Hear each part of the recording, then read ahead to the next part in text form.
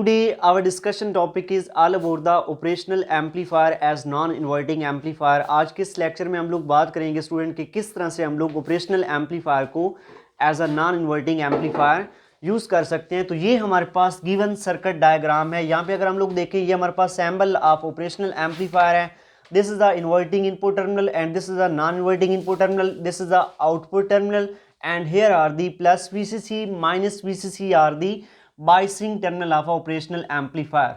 जब हमें operational amplifier को as a non inverting amplifier के तौर पे यूज़ करना होता है तो हम लोग इनपुट सप्लाई प्रोवाइड करते हैं across the non inverting input terminal, और यहाँ पे जो इन्वर्टिंग टर्मिनल होता है स्टूडेंट उसको हम लोग कर देते हैं ग्राउंड। ये बेसिकली हम लोग जो कुछ बेसिक कंसेप्ट इससे प्रीवियस लेक्चर में डिस्कस कर चुके हैं उनका यहाँ पे हम लोग यूज़ करेंगे, जो कि हमारे पास था operational amplifier as a inverting amplifier. उस वीडियो का लिंक आपको इस वीडियो की डिस्क्रिप्शन में मिल जाएगा। काइंडली सबसे पहले वो लेक्चर देखिए, उसके बाद ये लेक्चर आपको आसानी से समझ आ जाएगा। देखिए किस तरह से नॉन इन्वर्टिंग के अक्रॉस हम लोगों ने इनपुट सप्लाई लगाया जिसका पोटेंशियल Vin है, और इन्वर्टिंग को हम लोगों ने ग्राउंड कर दिया, और यहाँ पे हमारे पास एक आउटपुट रेजिस्टेंस है जिसको हम लोग R2 का नाम दे रहे हैं, जो कि इन बिटवीन आउटपुट टर्मिनल और इन्वर्टिंग के दरमियान में लगी हुई है। इस R2 को हम लोग फीडबैक रजिस्टर का भी नाम देते हैं, और यहाँ पे R1 एक रजिस्टर लगा हुआ है to control the current across the inverting terminal. Inverting के अक्रॉस हम लोगों ने इस R1 रेजिस्टेंस को लगाया हुआ है। तो ये हमारे पास बेसिक सर्किट डायग्राम है for operational amplifier as a inverting non inverting amplifier. देखिए इस केस में जो हमारे पास नॉन इन्वर्टिंग टर्मिनल है वो लगा हुआ है इनपुट सप्लाई के साथ, तो नॉन इन्वर्टिंग का जो पोटेंशियल होगा V पॉजिटिव वो इक्वल हो जाएगा V इन के, क्योंकि इनपुट सप्लाई का पोटेंशियल V इन है। यहाँ पे मैंने नोट कर दिया है V positive is the potential of a non-inverting input terminal of operational amplifier which is equal to the potential of a input supply V in. As we know that the potential difference between the non-inverting terminal to the potential of a inverting terminal is approximately equal to 0।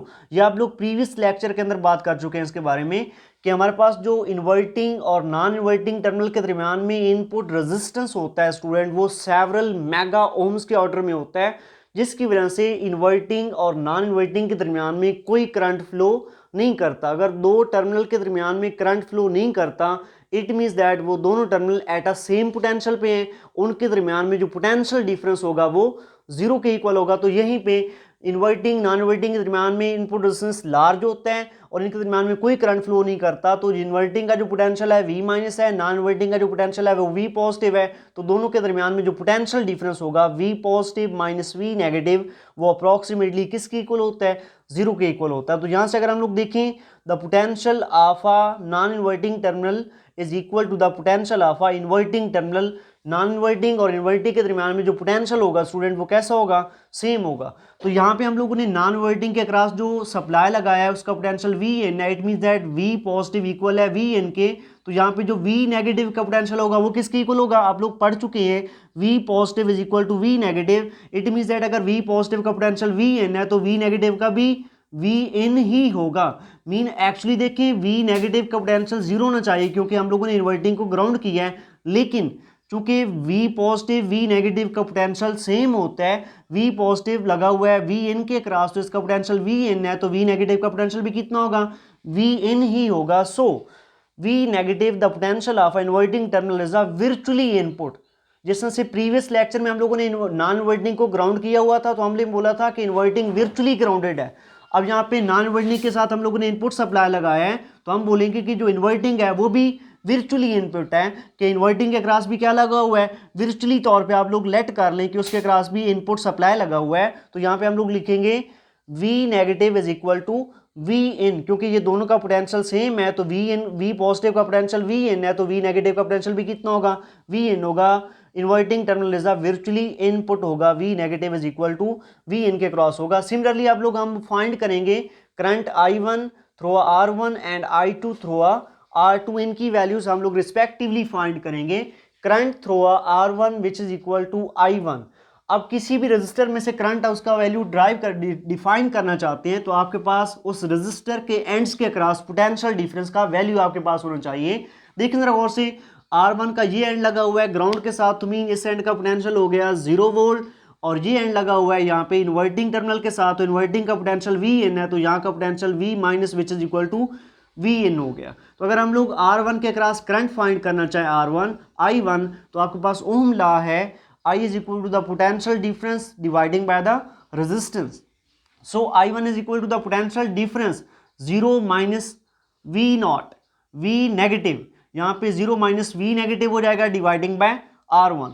देखिए R1 का ये and का potential 0 है और इस and का potential V negative है, तो ये हो जाएगा 0 minus V negative dividing by total resistance R1 which is equal to 0 minus V negative equal है हमारे पास वी एन के, तो ये हो जाएगा 0 minus V N dividing by R1, so which is equal to minus V N dividing by R1। This is the value of I1 which is flowing through R1। Similarly हम लोग R2 के across जो current flow कर रहा है I2, इसका value determine करेंगे। देखिए R2 के एंड्स के अक्रॉस पोटेंशियल डिफरेंस कैसे है, इसका एक एंड लगा हुआ है इन्वर्टिंग इनपुट टर्मिनल के अक्रॉस जिसका पोटेंशियल V नेगेटिव है जो कि इक्वल है Vn के, और दूसरा एंड लगा हुआ है आउटपुट टर्मिनल के अक्रॉस जिसका पोटेंशियल कितना होता है V नॉट है। तो इसके एंड्स के अक्रॉस जो पोटेंशियल डिफरेंस है वो है V minus minus V not dividing by R2 according to the Ohm law which is equal to V negative किसकी इक्वल है Vn के, और V नॉट के इक्वल है Vn minus V not dividing by R2। So here is the Vin minus V naught dividing by R2 is the value of a current I2 which is flowing through the R2. Then applying the Kirchhoff first rule. Kirchhoff first rule लगाएं student. देखिए यहाँ पे I1 R1 में से इस तरह से flow कर रहा है, जब इस पॉइंट पे पहुंचेगा आगे इन्वर्टिंग टर्मिनल है। आप लोग जानते हैं इन्वर्टिंग नॉन इन्वर्टिंग के दरमियान में रेजिस्टेंस इनफाइनाइट होता है, कोई करंट फ्लो नहीं करता। इट मीन्स दैट जो करंट I1 यहाँ पे आएगा वो सारे का सारा ऊपर चला जाएगा और इसको हम लोग नाम देंगे यही I2 होगा। मीन जो I1 पीछे से आ रहा है वो सारे का सारा ऊपर जाएगा, R2 में से पास होगा, mean I1 is equal to I2। या फिर इसको नाम दें, ये जो पॉइंट है ये पॉइंट रूल लगा, यहाँ पे पॉइंट रूल लगा दें, करंट रूल लगा दें, जिसको आप लोग किरचॉफ फर्स्ट रूल बोलते हैं। वो ये है कि एक पॉइंट की तरफ जो करंट फ्लो कर रहा है वो I1 है, उस पॉइंट से जो अवे करंट फ्लो कर रहा है वो I2 है। Current flowing towards a point is equal to the current flowing away from a point I1 I2 के इक्वल होगा according to the Kirchhoff first rule. तो यहाँ पे I1 I2 की रिस्पेक्टिवली वैल्यूज पुट कर दें। I1 इक्वल है minus V in dividing by R1 और I2 इक्वल है which is equal to V in minus V not dividing by R2। ये वी इन और वी नॉट के नीचे रिस्पेक्टिवली R2 को सेपरेटली लिख सकते हैं, V in dividing by R2 minus V not dividing by R2। ये वी एन वाली टर्म को एक साइड पे कर लें, वी नॉट को एक साइड पे, ये वी एन ओवर R2 यही रहेगा, ये minus V not over R2 इसको इक्वेशन की दूसरी साइड पे ले जाएं, यहाँ पे माइनस वी इन ओवर R1 है, इसको इक्वेशन की दूसरी साइड पे ले जाएं, ये पॉजिटिव हो जाएगा, ये इधर आएगा तो ये भी पॉजिटिव हो जाएगा। तो यहाँ पे हमारे पास आ गया, इसको रीअरेंज करने के बाद V not dividing by R2 which is equal to V in dividing by R2 plus V in dividing by R1। यहाँ से वी इन को कॉमन कर लें स्टूडेंट, वी इन कॉमन किया तो ये हो जाएगा 1 over R2 plus 1 over R1। यहाँ पे देखिए इधर है V not over R2 which is equal to V in into R1 over R2 plus 1 over R1। तो यहाँ से वी इन मल्टीप्लाई हो रहा है इन दोनों के साथ, ये इक्वेशन की दूसरी साइड पे जाके डिवाइड हो जाएगा, यहाँ पे R2 डिवाइड हो रहा है, ये इक्वेशन की दूसरी साइड पे क्या हो जाएगा मल्टीप्लाई। तो यही हमने रीअरेंज किया, यहाँ पे ये वी इन इधर आकर डिवाइड हो गया, ये R2 इधर डिवाइड था इधर जाकर मल्टीप्लाई हो गया, तो V not dividing by V in output potential dividing by input potential is known as a gain of a non inverting amplifier. ये नॉन इन्वर्टिंग एम्पलीफायर का गेन हो जाएगा जो कि इक्वल होता है ratio between output potential to the input potential. ये हो जाएगा V not dividing by V in which is equal to R2 into 1 over R2 plus 1 over R1। R2 दोनों के साथ मल्टीप्लाई हो रहा है, सेपरेटली इसको मल्टीप्लाई कर दे, then this V not dividing by V N is known as a gain of a non inverting amplifier. इसको रिप्रेजेंट करते हैं कैपिटल जी से, तो ये हमारे पास R2 को अंदर मल्टीप्लाई किया तो हुआ R2 dividing by R2 plus R2 dividing by R1। R2 से यहाँ पे कैंसिल हो गया तो ये आ गया हमारे पास 1 plus R2 dividing by R1। This is a expression student ji, gain of a amplifier non inverting amplifier which is equal to 1 plus R2 dividing by R1। This is a expression student for the gain of a non-inverting amplifier. ये G is equal to 1 plus R2 dividing by R1 is the gain of a non-inverting amplifier. इसको हम लोग non-inverting amplifier के gain का नाम देंगे। आइए इसकी डिपेंडेंस देखते हैं। G is equal to 1, 1 is a constant plus it's depending upon the output resistance dividing by input resistance. It's depending upon the value of R2 and R1. R2 is the output resistance, R1 is the input resistance. Gain of a operational amplifier as a non-inverting amplifier depends upon the value of R2 and R1 and it is independent. What's happening inside the operational amplifier? Operational amplifier के अंदर कौन सा operation हो रहा है कि ये small input signal को लार्जर आउटपुट सिग्नल में कन्वर्ट कर रहा है, जो गेन होगा इसका वो उस पर डिपेंड ही नहीं करता कि ऑपरेशनल एम्पलीफायर के अंदर क्या हो रहा है, ये जस्ट डिपेंड करेगा R2 का क्या वैल्यू है और R1 का क्या वैल्यू है। तो यहाँ पे अगर आप लोग और से देखें जो आप लोगों ने प्रीवियस लेक्चर किया था, gain of operational amplifier as a inverting amplifier वो इक्वल था G is equal to -R2 dividing by R1, लेकिन ये किसकी इक्वल है 1 plus R2 dividing by R1 है। यहाँ पे R2 और R1 के साथ पॉजिटिव है, मीन यहाँ पे कोई फेज शिफ्टिंग नहीं होगी। आप इनपुट पे पॉजिटिव हाफ साइकिल दोगे, आउटपुट पे in large positive half cycle मिलेगा।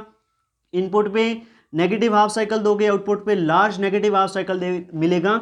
Mean in non inverting case में आप नेगेटिव साइकिल प्रोवाइड करोगे, इन लार्ज नेगेटिव मिलेगा, पॉजिटिव साइकिल दोगे तो पॉजिटिव इन लार्ज मिलेगा। मीन किसी किस्म की फेज शिफ्टिंग यहाँ पे नहीं होगी। ये जो पॉजिटिव साइन है ये शो कर रहा है। और यहाँ पे 1 प्लस R2 और R1 है, इट मीन्स दैट जो ऑपरेशनल एम्पलीफायर का गेन है for a non inverting amplifier वो ग्रेटर होता है for the against the gain of a amplifier as a inverting amplifier. ठीक है, operational amplifier as inverting amplifier का जो गेन होता है वो स्मॉलर होता है और gain of operational amplifier as a non inverting जो होता है वो इससे ग्रेटर होता है, क्योंकि यहाँ पे 1 प्लस R2 और R1 है और वहाँ पे था only -R2 over R1। So this is expression for the gain of a non inverting amplifier. और ये था हमारा आज का लेक्चर स्टूडेंट, जिसमें हम लोगों ने बात की है operational amplifier as a non inverting amplifier.